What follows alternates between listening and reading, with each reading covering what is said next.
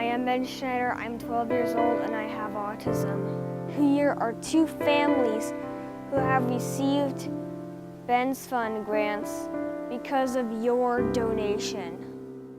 This is my life. He's everything to me, and I do everything that I can to help him and make sure that he is taken care of. I remember tears streaming down your face when I said I'll never let you go. When all those shadows almost killed your light. I remember you said don't leave me here alone. But all that's dead and gone and past tonight. It's manageable when the first one was diagnosed. But after Kahiao was diagnosed, I think that's when I couldn't believe it. Yeah. It was hard to believe that all three of them, it's just one thing after another. After that, it seems like everything was going downhill. I remember tears streaming down your face when I said I'll never let you go. When all those shadows almost killed your light. I remember you said don't leave me here alone. But all that's dead and gone and past tonight. You know, when you've met one child with autism, you've met one child with autism. That's why they call it a spectrum, because there's so many different traits and so many different aspects about autism that, you know, fit one child and don't look like anything for the next child. Don't you dare look out your window, darling, everything's on fire. The war outside our door keeps raging on. The one struggles we see in our children is being that they're high-functioning autism. They're so aware that they are different. I think that's... It takes its toll on them too. Yeah, it does. Because yeah. they look normal. You know, people think they are normal, but they're not. So it makes it a little bit more difficult.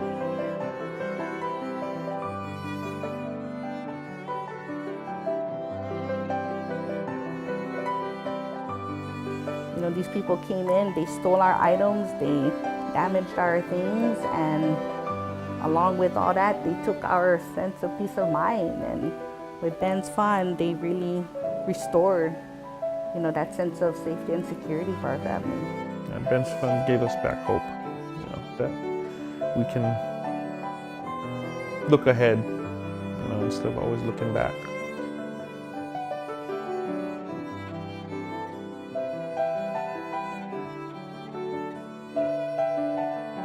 Robbie is actually the very first recipient of Ben's Fund last year.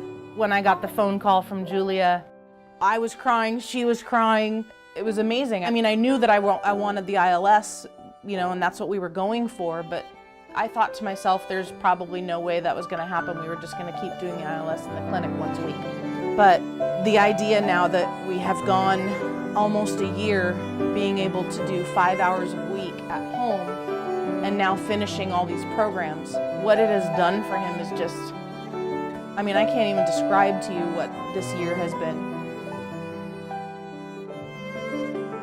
Because all your focus is on them and trying to get them the intervention they need, the therapies they need, I think that financially it's a hardship. On our marriage, it's a hardship. I think because all our focus is on them. We are just transporting and All over the place. yeah, and trying to just close that gap up. As a mom who, you know, does this on a daily basis and wakes up and goes to sleep every night knowing that I've done everything I can for my child that day is huge for me. And without Ben's Fund, I wouldn't have been able to see these changes in him with this ILS machine. Coming from Hawaii, everything is this sense of community. And I just kind of help but think that that's what it reminds me of. Ben's Fund is really out there to help you. And I like that community feeling where it takes a village to, you know, raise a child. lot. I mean, that's what I really felt tapping into Ben's Fund.